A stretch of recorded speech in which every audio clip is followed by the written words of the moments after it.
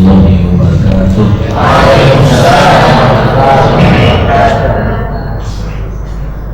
Ahmaduka wa ashkuruk, ahmaduka hamdan katsiran tayyiban mubarakan fihi ala kulli hal. Hamdan yuwafi ni'amahu wa yukafi mazidah. Ya Rabbana lakal hamd, lakal syukru, wa lakal thana' kama yanbaghi li jalali wajhika wa 'azimi sultanik. La ilaha illa anta subhanaka inna kunna minadh dhalimin. Asyhadu an la ilaha illallah wahdahu la syarika lah, wa asyhadu anna sayyidana wa habibana wa nabiyyana wa qurrata a'yunina Muhammadan abduhu wa rasuluh arsalahu Allahu rahmatan lil alamin. Allahumma salli wa sallim wa barik wa tarahham ala hadzal nabiyil karim wa alihi wa sahbihi wa sallim tasliman katsiran. Ya ayyuhalladzina amanu taqullaha haqqa tuqatih wa la tamutunna illa wa antum muslimun. Jemaah sekalian, jumpa lagi kita dalam kajian Tazkiratul Nafas. Satu kajian yang memang secara khusus kita berbicara bagaimana mengelola hati kita, bukan mengelola pikiran kita, bukan juga mengelola fisik kita. Walaupun semuanya itu dibutuhkan dan diperhatikan oleh agama kita. Bagaimana kita menjaga fisik kita, kesehatan kita, pola hidup kita, pola makan kita, supaya kita jadi segar, sehat. Ketika sehat, sehingga peluang-peluang kebaikan terbuka lebar bagi kita. Tapi itu bukan pembahasan saya di sini. Islam juga menganjurkan untuk menjaga mengelola pikiran kita supaya kita menjadi orang yang cerdas, belajar ilmunya Allah, ilmu yang datang dari Rasulullah, agama ini. Tapi kalau hanya murni itu, saya khawatir Islam hanya menjadi Islam murni, hanya sekedar kajian saja. Walaupun tetap butuh, karena agama ini butuh ilmu, butuh pengetahuan. Ibadah tanpa ilmu mustahil bisa kita sempurna melaksanakannya. Tapi Tazkiratul Nafas ini adalah secara khusus kita bagaimana kita mengelola hati kita, nurani kita, jiwa kita. Yang kata Rasulullah, insya Allah kalau nurani ini, jiwa ini kita kelola dengan benar, insya Allah semuanya akan baik.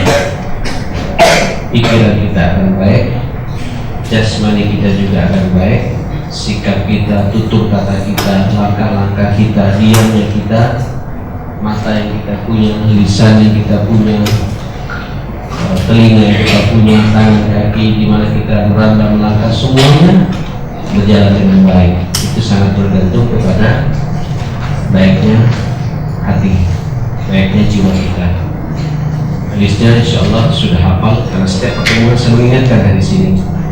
Ala inna fil jasadi mudghah idza salahat salahal jasadu kullu wa idza fasadat fasadal jasadu kullu ala wa hiya qalb.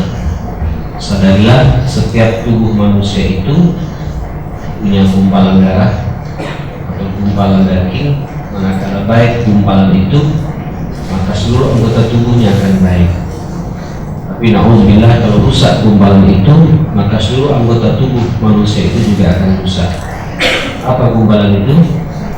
Al-wahiyul qalb, itulah hati. Nah jemaah sekalian, satu sisi hati ini memang murni milik Allah. Yang mengendalikan, yang menggerakkan hati ini Allah SWT. Letaknya iman juga dalam hati. Nah oleh karenanya antum selain juga ada usaha-usaha untuk memperbaiki hati ini, harus juga berkomunikasi pula dengan Allah, kepada Allah, meminta. Ya muqallibal qulub, bukan ya muqallibal absar, ya bukan ya muqallibal a'yun, bukan ya muqallibal alsun, bukan, tapi ya muqallibal qulub, wahai zat yang membolak-balikkan hati ini.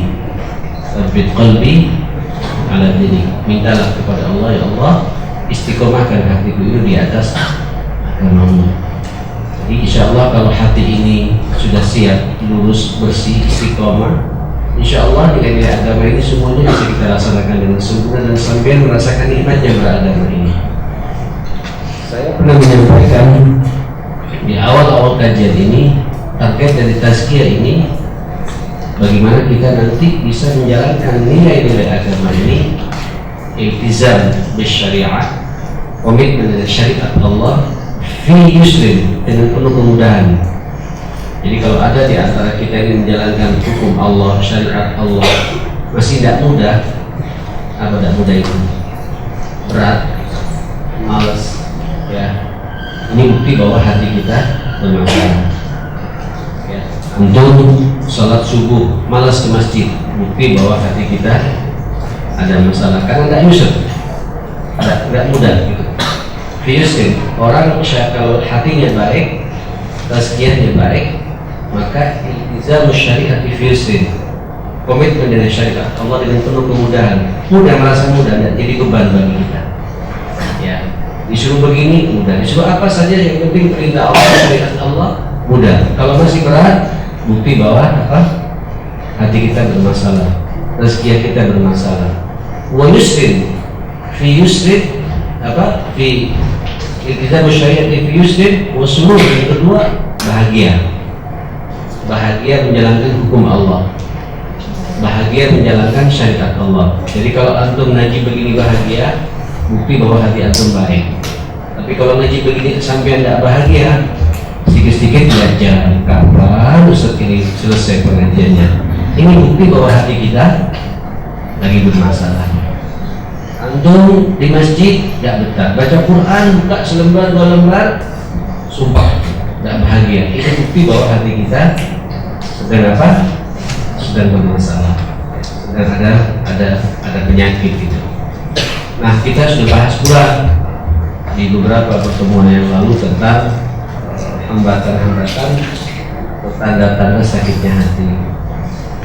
Hati juga sakit, sebagaimana hati juga sehat. Ya, bahkan ada hati yang mati. Kalau hati yang mati tidak perlu saya bahas ya. Itu hatinya orang Yahudi, hatinya orang kafir, orang musyrikin, orang munafikin, itu udah mati. Tapi ada hati yang sakit. Ini hati kita semua. Kita saya berbicara. Yang berbicara juga sakit juga ya di sana. Kadang malas berangkat ke mana? Ulul Hayat. Waktu sebulan sekali. Perjalanannya jadi Perak, macet lah. Tiba-tiba bicara 1 jam harus pulang lagi, 1 jam lagi ke sana itu. Ini kalau nggak kita lawan, sudah. Ya.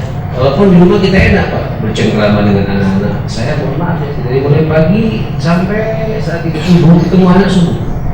Nanti ketemu lagi salat subuh aja loh. Setelah itu saya waktu datang sama anak itu pun tidur sebentar, tiba-tiba pas tidur sudah berangkat kampus, tidak ketemu lagi. Ini waktu pulang nanti sudah tidur semua, gimana sekali ini? Wajar kalau protes ya. Saya kalau mengikuti irama itu lebih enak saya di rumah. Ngobrol dengan anak-anaknya, bercengkrama, makan dengan mereka, hidup. Dan itu walaupun sesekali juga butuh, bukan tidak butuh, harus. Nah, jemaah sekalian, ketika hati ini sakit, ini tidak merasa nikmat untuk respon perintah Allah. Biasanya sakitnya hati itu masih ingat dipengaruhi oleh 4 racun hati. Ingat ya? Halo, yang nyatat-nyatat, yang tidak nyatat, tapi nyatat di sini. Nah ini bahayanya kalau di sini ya. Cepat muak, ya. Tapi lebih nyatat di hati juga, bisa lo nyambung. Ada berapa racun hati itu? Ada 4. Ya. Yang pertama apa? Halo? Wah, gagal saya nih. Ada 4 racun hati. Apa yang pertama? Banyak bicara. Banyak apa? Banyak ngocek. Sampai lihat orang kalau banyak bicara nanti nggak nikmat itu beribadah sama Allah. Orang kalau banyak ngobrol, banyak ngocek, kalau bicara sampai keluar roh, isinya. Saya sekarang ingin mengurangi bicara, jujur. Saya lebih banyak sekarang fokus di dunia pendidikannya. Tapi kalau diminta, menurut saya sebulan sekali oke lah ya. Di Gresik juga, besok malam Ustaz ya, ini jemaah kita dari Gresik ini. Nah, jemaah sekalian, silakan jadi jaga pembicaraan kita biar tidak terkotori hati kita. Ya, Dan hampir semua pembicaraan yang tidak ada manfaatnya pasti ngotori hati kita. Kecuali kata Nabi, pembicaraan yang tidak punya nilai dosa. Apa itu? Zikrullah. Ya. Wal amru bil ma'ruf wan nahyi 'anil munkar wa zikrullah. Amar ma'ruf, nahi munkar, dan zikir kepada Allah tidak punya nilai hukum. Insyaallah pembicaraan yang kayak gitu bisa membersihkan hati kita. Oke, yang kedua apa? Ini sudah kasih pendengar lagi. Saya ulangi lagi. Yang kedua apa?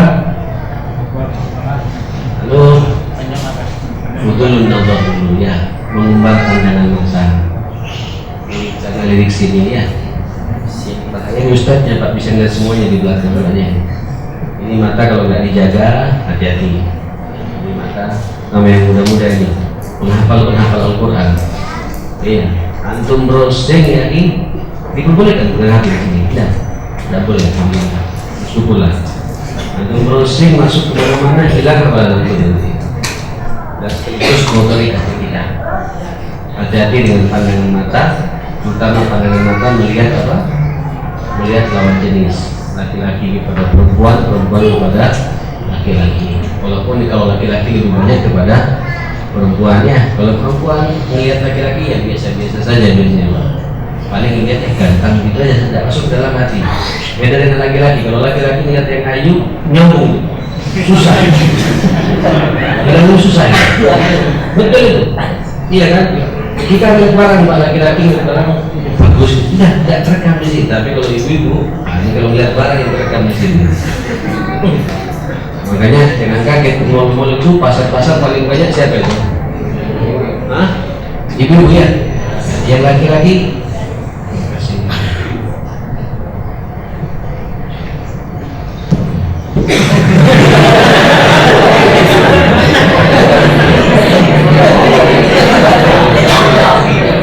Kesini. Yang laki-laki, ya itu Pak, lawan ini. Saya perempuan barang, makanya paling banyak ibu hobinya itu ngeliat barang. Kita cuma ngeliat saja Pak.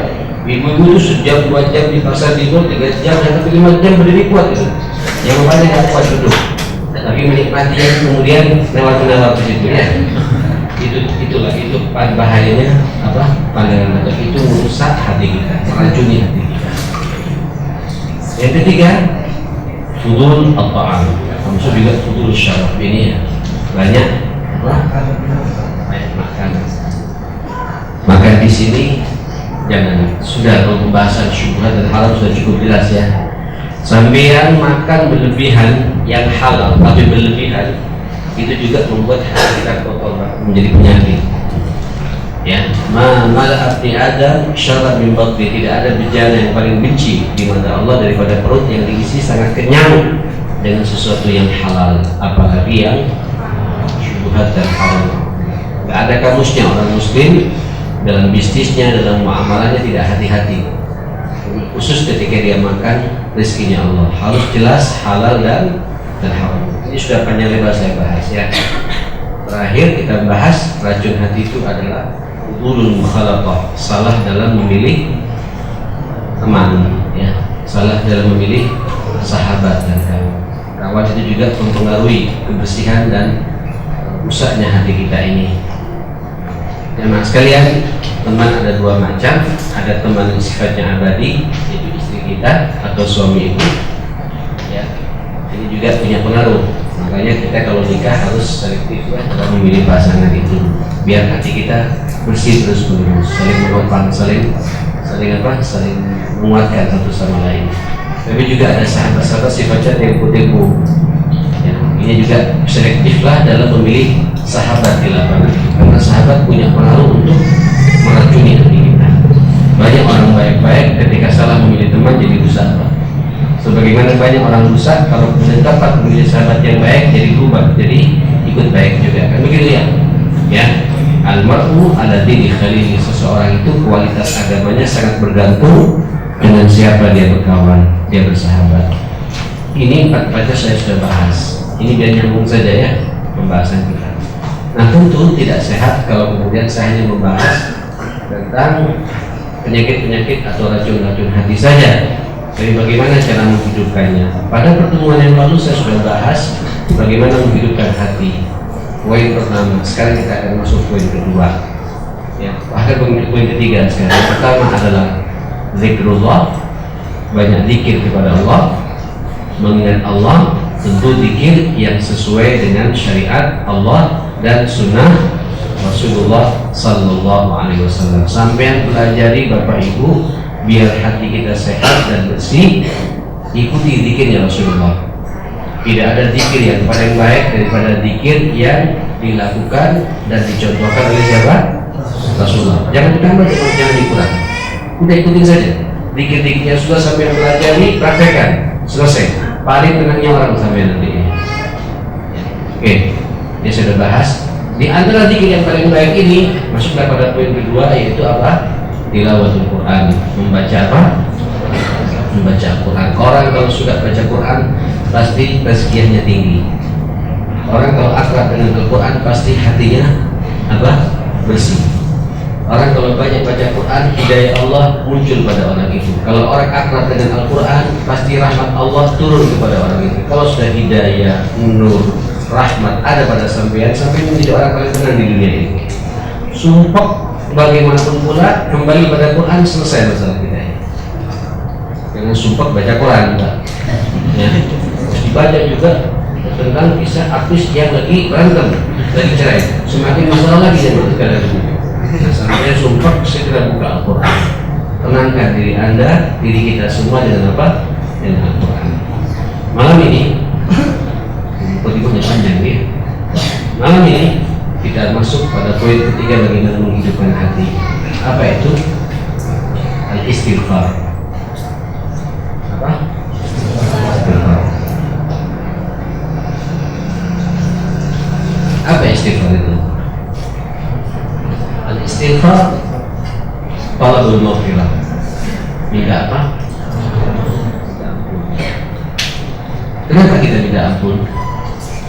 Karena kita manusia ya. Dan tabiat manusia itu pasti setiap harinya terjebak dengan apa? Kesalahan dan dosa. Ada nggak punya dosa hari ini? Hari ini saja Pak. Angkat tangan sekalian. Ayo, siapa di antara kita yang punya dosa hari ini? Hari ini. Tapi justru antum, kita semua, Allah tersenyum sama sampean manakala antum selalu memperbaharui istighfar dan taubat kepada Allah SWT. Orang-orang yang awwab itu awwabun halim. Awwab, orang yang terus menerus kembali kepada Allah karena mengakui kesalahannya. Ya, dan Allah bangga sama kita kalau sampean kemudian lisan kita basah karena banyak apa? Istighfar kepada Allah Subhanahu wa taala. Jamaah sekalian, apalagi kemudian kita ini hidup di satu masa yang sudah 1400 sekian tahun tidak berjumpa dengan Rasulullah. Dan kata Rasulullah, tidak datang satu masa kepada umatku kecuali masa-masa berikutnya ini lebih apa? Lebih dahsyat permasalahan yang kita hadapi. Lebih banyak peluang dosa yang akan kita yang menikmati Pak, yang akan kita merasakannya.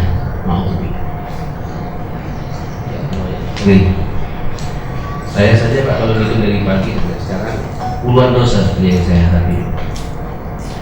Tadi marah-marah, emosi pada satpam di depan rumah, orang parkir sembarangan sehingga mengganggu apa? Jalannya orang, masuk ke masjid. Tidak ada bahasa yang lembut untuk saya sampaikan bahasa kamu. Walaupun kamu tidak begitu kan Pak, nggak diperhatikan. Tapi ini sebuah kesalahan. Astagfirullah. Masuk rumah, tiba-tiba iklannya iklan apa? Hah? Iklan sabun. Sabun sini. Sabun ini. Iya, pasti sabun, tidak ada sabun laki-laki yang pakai Pak. Jadi sabun muka untuk laki-laki ya. Nah ini lihat lagi, astagfirullah. Terus. Kadang kita makan, tidak selera, komentari makanan Pak. Tak terasa itu. Makanya ciptaan Allah, rezeki dari Allah, kita komentari. Sebenarnya ingin berkomentar terhadap apa yang diperbuat oleh ibunya anak ya. Tapi salah kita mengomentari makanan. Ma'aba Rasulullah sallallahu alaihi wasallam ini ishtahahu akala wa ika taraka. Nabi belum pernah dalam hidupnya itu mencela makanan. cocok dimakan, tidak cocok didiamkan sama Nabi ditinggalkan, tapi tidak berkomentar. Kita tidak boleh mengomentari makanan, sebab makan itu adalah ciptaan Allah, rezeki dari Allah. Mungkin buat kita tidak cocok, buat orang lain cocok, jemaah sekalian. Ya, dosa lagi. Ini hidup, ya, hidup. Atau asalnya tadi mungkin ada di antara kita sudah dengar azan, tapi tidak cepat memperbaharui untuk jemaah sekalian. Begitu qomat, baru sadar jemaah sekalian, wudu terlambat 2 rakaat. Dosa tidak? Hah? Bagi yang dekat dengan masjid dosa, bagi yang dengan suara azan dosa itu. Karena antum tidak merespon perintah Allah Subhanahu wa taala. Menurut dengan maunya hawa nafsu kita, keasikan browsing kemana-mana. Enggak kedengaran suara qomat sampai dia dosa lagi. Tapi jangan putus asa. Astagfirullah. Terus begitu ya. Ya, orang kalau kemudian basah lisannya dengan istighfar dan mengakui apa yang dia perbuat, Allah tersenyum sama kita justru. Karena Allah faham, tidak ada manusia yang kemudian steril dari dosa ini, tidak ada.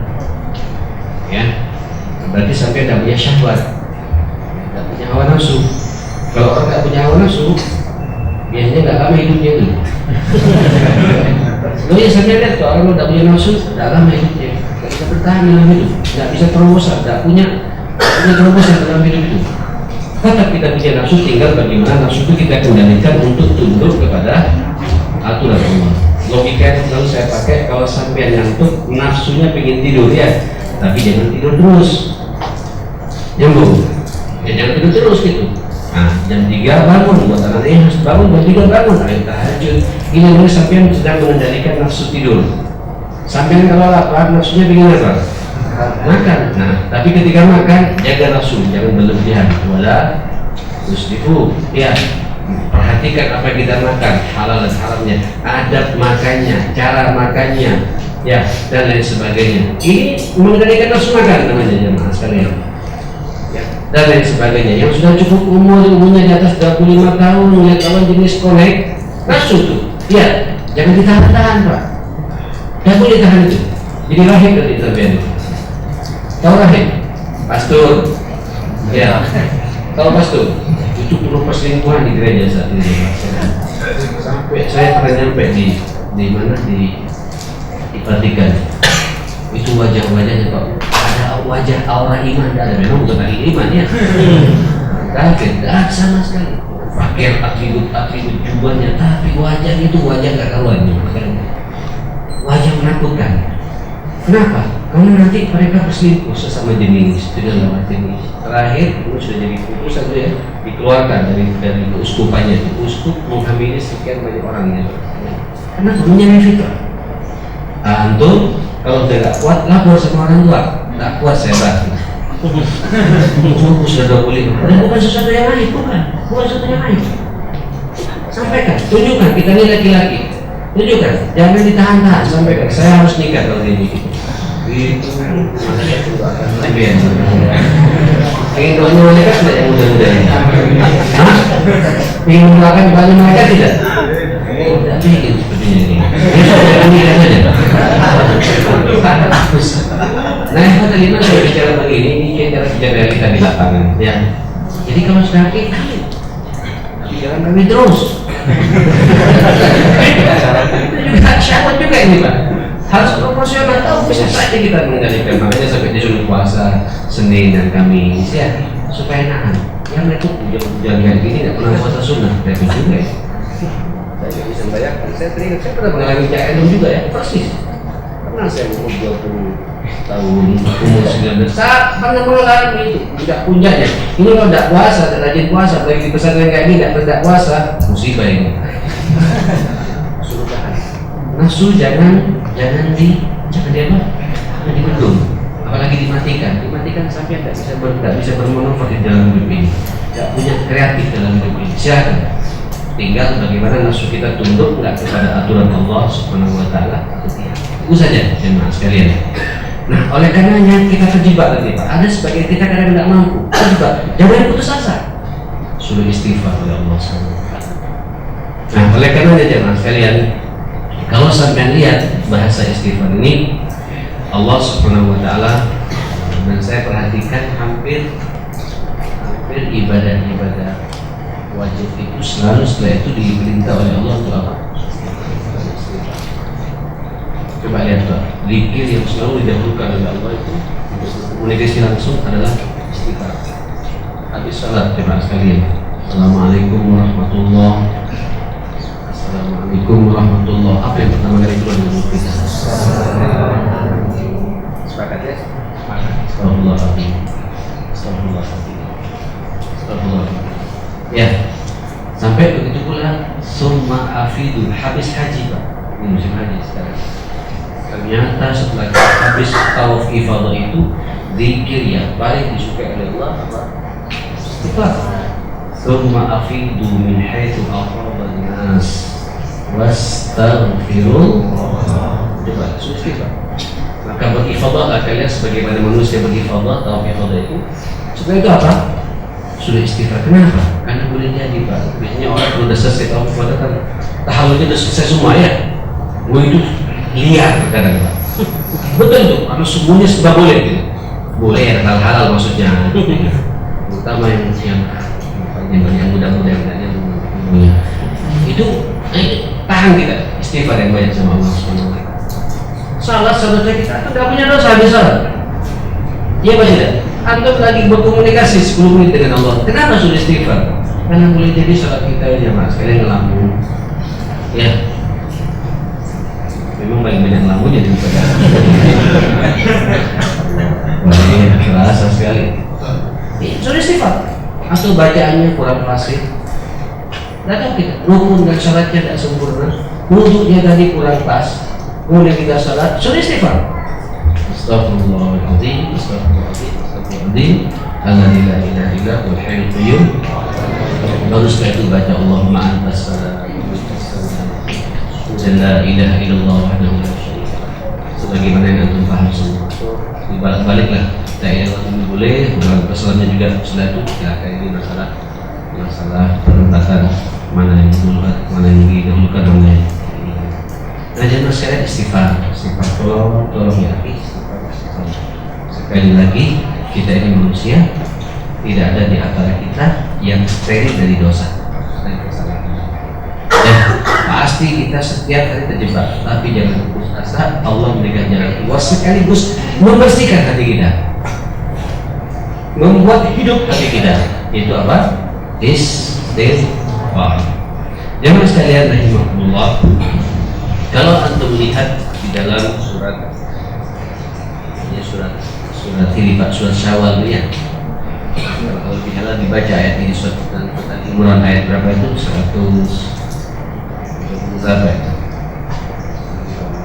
Walladzina idza fa'alu fahishatan aw zalamu anfusahum dzakarullah fastaghfiru li dzunubihim. Ya, seperti itu. Atau dalam surat An-Nisa ayat 110, wa may ya'mal su'an aw yadhlim nafsa wa may ya'mal su'an aw yadhlim nafsa thumma yastaghfirillah yajidillaha ghafurar rahim. Barang siapa berbuat keburukan dalam hidupnya, berbuat kesalahan atau mendalimi dirinya sendiri, kemudian dia tidak bisa istighfar kepada Allah Subhanahu wa taala, dia akan mendapati Allah Maha Pengampun dan Maha Penyayang kepada kita. Jangan putus asa akan dosa yang kita perbuat, diperbanyaklah apa? Istighfar. Di sini rahasianya ya Mas, kenapa Nabi sampai memberikan contoh kepada kita. Maka Nabi bersumpah, wallahi kata Rasulullah, inni la astaghfirullah wa atubu ilaih fil yawmi aktsar min 70 marrah. Ini hadis riwayat Bukhari. Kalau riwayat Sahih mengatakan inni la astaghfirullah fil yawmi aktsar min 100 marrah.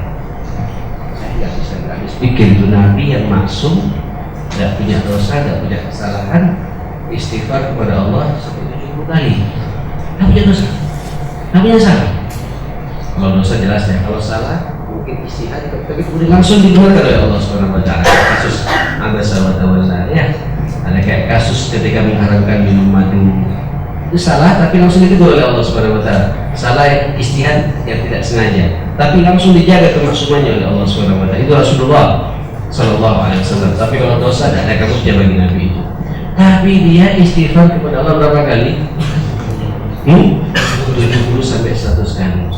Ini bagaimana dengan kita ya? Kita ini sudah tidak maksum, walaupun namanya maksum, ya. Terus ada yang maksum, terus apa? Kemudian ya Allah, luar biasa. Benturan dosa sekarang kita ini tidak mencari dosa sekarang, dicari sama dosa sekarang. Betul. Sampai tidak membentuk dengan dosa, dibentuk sama dosa sekarang. Ada saja dalam hidup ini, subhanallah. Kita di rumah pun didatangi sama dosa. Oh, air tiap hari. Tapi kita jangan putus asa. Summa yastaghfirillah, yajidillah ghafurur rahim. Ibu yang di rumah ini, ibu. Kadang ibu masak, tidak diapresiasi sama suami. Capek dari mulai pagi. Uang belanja juga segitu-gitu gak ada peningkatan ibu ya. Segi 4 kayak gitu. Tapi ibu sabar. Suami datang, minimal senyum sama makanan, tidak ada senyum juga. Saya kalau bicara hal-hal yang aplikatif di lapangan. Betapa istighfar sudah muncul terus. Ini istighfarnya tidak hanya kepada Allah, tapi juga istighfarnya kepada istri juga. Istri juga kepada suami juga sama gitu.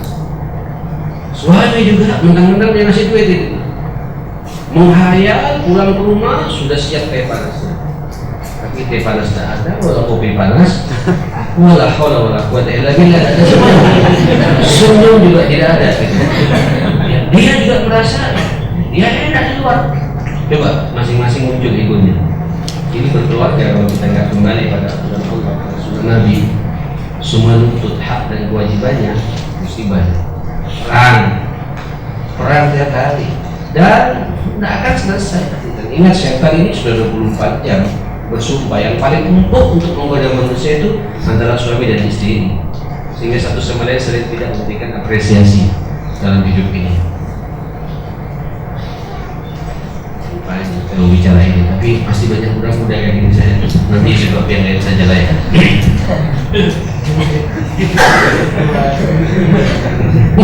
Nyambung banyak.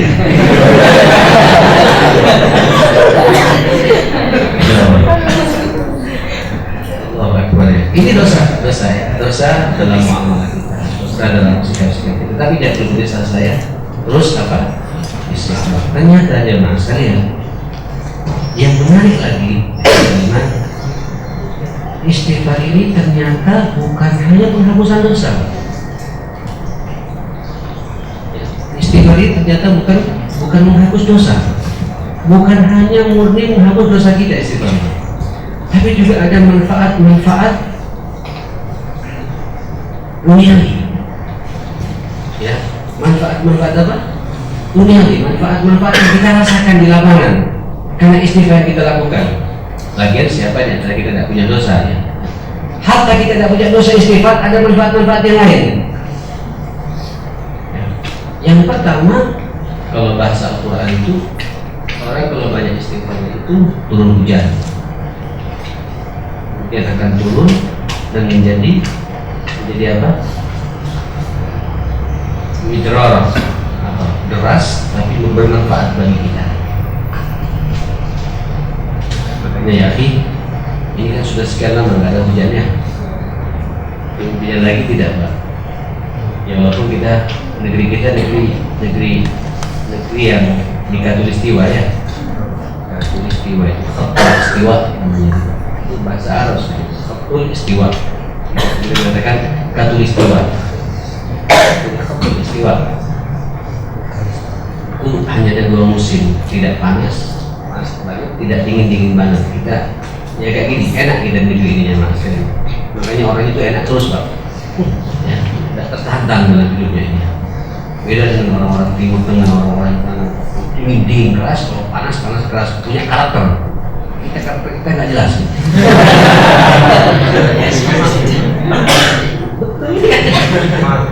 Saya nggak karena hidup kita begini, enak terus ya Mas jalannya. Saya nggak tertantang. Negaranya punya diambil sama Malaysia sama Singapura,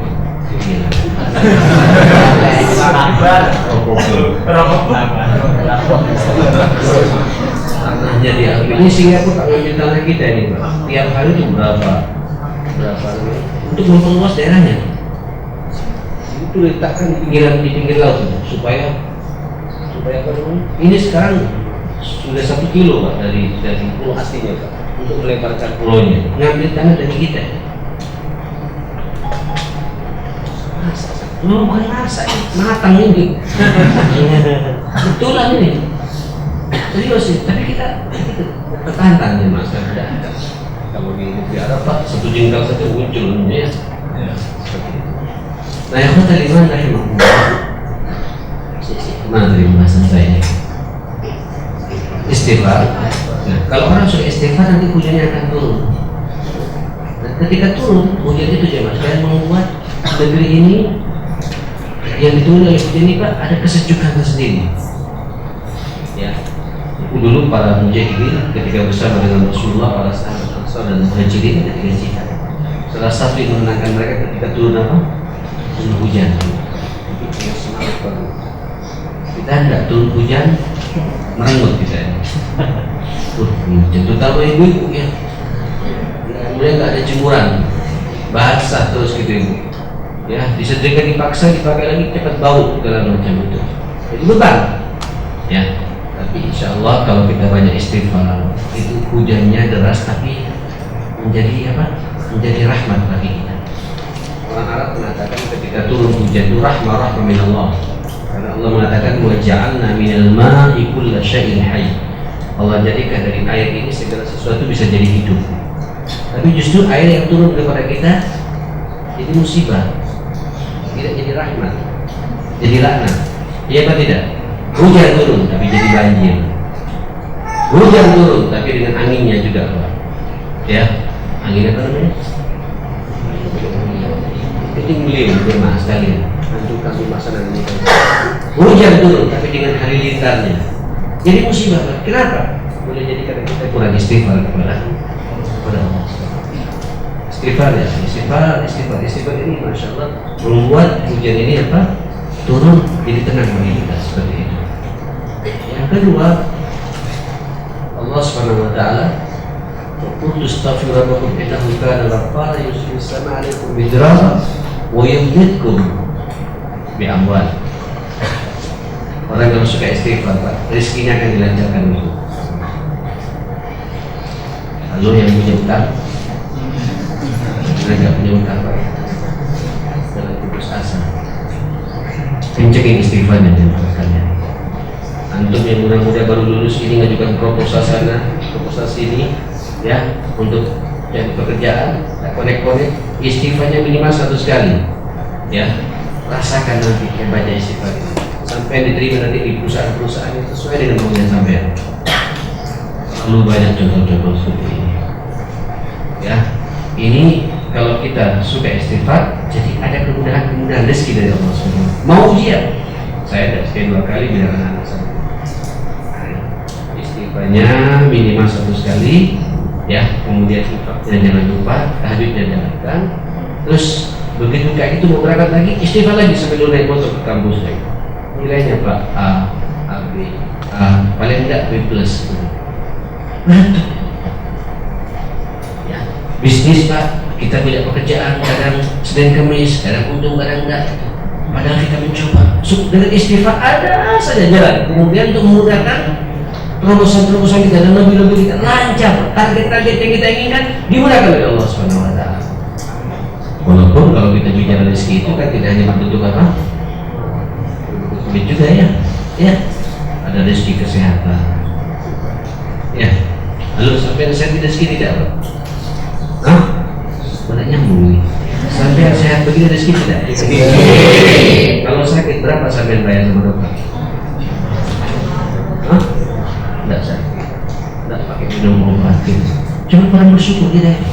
Kenapa? Mungkin karena kita kurang istighfar juga sama Allah SWT. Istighfar ya, istighfar, astagfirullahaladzim, terus biasakan.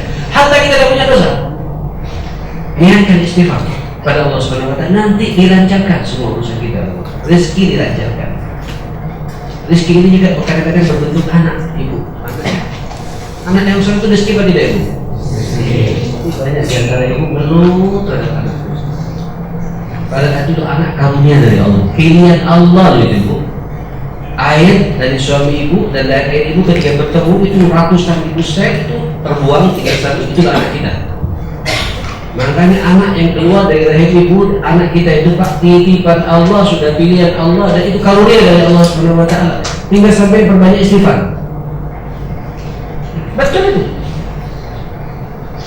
Rizki ini juga Pak punya sahabat-sahabat yang Masya Allah, yang buyut, sahabat yang kayak saudara. Rizki tidak ketemu sama orang sahabat senyum sama kita, ya Allah tenang ya tetangga yang baik-baik, rizki itu istighfar yang banyak. Orang kalau banyak istighfar dijaga oleh Allah, rizki yumditkum bi amwal, dan insya Allah ahli istighfar itu tidak ada kamusnya dia mati kelaparan. Bukan omongan saya. Orang kalau istighfar tiap hari minimal 100 kali, tidak ada kamusnya sampai dia meninggal dunia mati kelaparan. Dijamin rizkinya. Oke. Dan semangat untuk istighfar ya. Setelah itu ya dari wimditku bi amwal wa banin, diberi oleh Allah anak ya, anak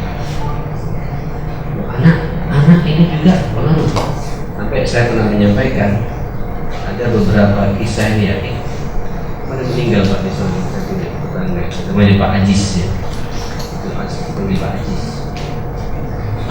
dia ini nikah ya dari 13 tahun dan punya anak, masuk tahun ke-14 tahun punya anak. Begitu punya anak terus langsung kembar, namanya Torik dan Ziad yang laki-laki, yang perempuan apa namanya Hania atau siapa, terus Masya Allah sekarang Masya Allah anaknya jadi anak kuliahnya di Madinah, sampai dibawa sama anaknya Riyadh karena dia menjadi motor di salah satu hayat hebat tadi di mana di Saudi. Dia akan diambil kedua orang tuanya untuk berangkat haji kemarin haji tahun ini, tapi belum haji, meninggal dunia kemarin. Tapi saya melihat ini karunia, sampai orang tua meninggal di tangan anak yang dia cintai karena berkat doa yang dia istighfar. Ternyata apa rahasianya? Dia berbagai macam dokter datang. Terakhir rahasianya di istighfar. Dia teringat kata-kata gurunya, Ustaz, saya masih ingat saya punya anak begini sampai ini kata istighfar Ustaz. Astagfirullahaladzim. Jadi zikirnya Pak dirubah semuanya. Pokoknya kapan ingat istighfar. Pak kapan ingat istighfar. Dua setiap hari mungkin dibuat istighfar Pak. Subhanallah, subur istrinya. Punya anak.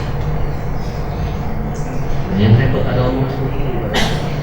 Saya nggak istighfar saya. Istri saya disentuh sedikit jadi. Ada kayak gitu ya. Saking subuhnya. Nah, cuma pertanyaannya bagaimana kalau anak itu? Bagaimana hasil anak itu? Ingat Allah ketika mengatakan wa yumditkum bi amwalin wa banin, banin yang datang karunia dari Allah. Insya Allah anak kalau berangkat dari istighfar dari kedua orang tuanya yang banyak kepada Allah dan istighfarnya, anaknya pun akan dijaga oleh Allah sampai hari kiamat. Bu, Bapak, kalau ada di antara kita merasa anak kita ganjil tanah kita, perbanyak istighfar. Tidak ada putus asa di sini jangan sekalian. Banin itu walaupun sudah lahir, tapi untuk istighfar terus nanti punya pengaruh terhadap kualitas anak kita jemaah sekalian. Makanya saya bilang ketika ada beberapa ibu ngeluh, sudah kuat saya sama anak saya, yang satu itu sama saya, yang mana ini itu ganyang Ustaz itu. Saya pikir anak ini Pak anak sudah macam-macam begini, umur sudah 16 tahun atau 17 tahun.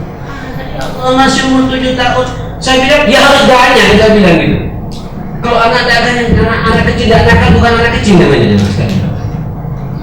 Saya lihat mungkin ibu dulu lebih ganyang lagi daripada adik. Iya, kenapa tidak bernostalgia dengan masa lalu kita? Kita juga pernah pengalaman kan, jadi anak umur 7 tahun, anak 8 tahun, 12 tahun, kita nakal juga gitu. Cuma nakalnya anak sekarang kan memang difasilitasi oleh media aja mas, kayaknya oleh televisi. Ayo dikasih tahu. Ini karunia dari Allah SWT. Istighfar yang banyak, salah satu sikapnya itu. Nanti ada perubahan. Mungkin nanti berubahnya setelah kita meninggal dunia.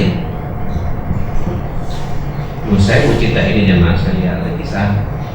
Saya dikasih kisah nyata.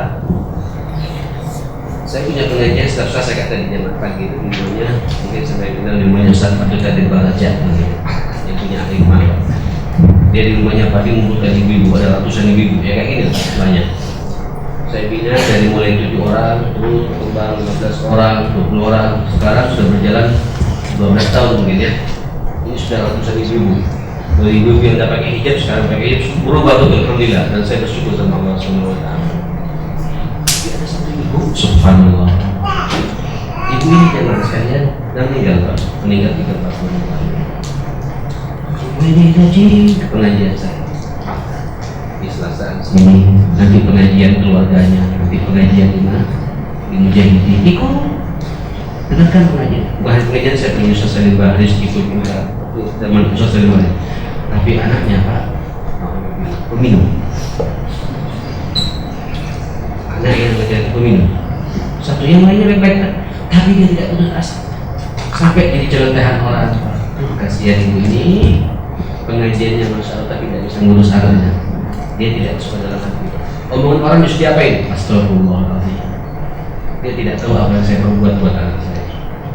Ibu bisa bayangkan ibu ketika anak lagi teler, dia bangun, nunggu anak jam 10 malam, 11 malam, dirangkul sama ibunya, dibersihkan mulutnya, bekas apa? Minumannya. Sambil lalu berdoa kepada Allah, ya Allah beri hidayah bagi buat anak saya. Astagfirullahaladzim. Astagfirullahaladzim. Bila apa? Dibutuhi gitu. Seakan-akan ingin, seakan-akan supaya ini mau sholat ya mas kan? Gak putus asa dan mendoakan dalam kondisi anak seperti itu selama hidupnya.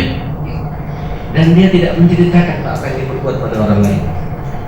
Dia juga tidak mengeluh sanasi dengan masalah anaknya, karena dia yang paham. Saya sendiri ini kegagalan saya dalam diri anak kata dia. Tapi istighfar terus pada Allah. Sampai yang tahu bagaimana akhirnya pas ibu ini lagi sakaratul maut, itu semua yang lainnya Pak tak melihat, justru yang melihat itu anak yang apa? Yang pemilu ini Pak, dalam kondisi sadar melihat ibunya sedang nazar seperti itu dan melihat pada anaknya jemaah sekalian. Istighfar yang banyak ya sama Allah SWT. Mama minta maaf ya. Terus pelan-pelan, terus katanya kata anaknya ini ngaji sih. Sekarang anak ini Pak jadi aktivis sekarang. Sejak itu begitu meninggal, saat itu pula anaknya berubah 100% mas. Jadi sampai tidak boleh putus asa terhadap keburukan yang dimiliki oleh siapa. Banyak saja istighfar. Sambil itu tetap Pak kita antisipasi ya, bisa kita nasihati dan sebagainya. Terkadang nanti kita akan buat, kita akan merasakan memetik hasil hidayahnya anak itu dari Allah Subhanahu Wa Taala. Anak itu akan berubah menjadi anak yang saleh ketika kita sudah meninggal dunia. Kenapa? Dahsyatnya istighfar kepada siapa? Pada siapa? Istighfar. Wa yumditkum bi amwalin wa banin. Anak-anak kita semua nanti akan menjadi anak-anak yang saleh dengan izin Allah Subhanahu wa Ta'ala. Sudah 55 menit ini saya bicaranya. Boleh kalau saya panjang-panjang. Nanti saya banyak istighfar sama Allah Subhanahu wa Ta'ala. Karena antum juga punya hak malam ini aku bicara. Sebenarnya malam ini tidak boleh banyak bicara. Baca bisa sunnahnya itu tidur. Tapi karena ini momennya sebulan sekali, ya kita harus memanfaatkan momentum ini. Mudah-mudahan dosa-dosa kita semua diampuni oleh Allah Subhanahu wa Ta'ala. Semua kita ini digerakkan lisan kita untuk terus banyak istighfar kepada Allah Subhanahu wa Ta'ala. Tidak ada dosa yang tidak akan diampuni kalau kita kembali dan istighfar kepada Allah Subhanahu wa Ta'ala. Dan mudah-mudahan apa yang kita istighfar kita baca membuat Allah menjaga kita. Hujan terus turun kepada kita dengan suasana rahmatnya. Harta kita juga dilancarkan oleh Allah Subhanahu wa Ta'ala, dan anak kita semuanya insyaallah menjadi anak yang saleh dengan Allah Subhanahu wa Ta'ala. Rabbana atina fid dunya hasanah wa fil akhirati hasanah wa qina adzabannar. Rabbana ighfir lana wa tub 'alaina innaka antat tawwabur rahim. Wa sallallahu ala Muhammadin wa alihi wa sahbihi wasallam. Walhamdulillahi rabbil alamin. Sebelum saya tutup, ada pertanyaan.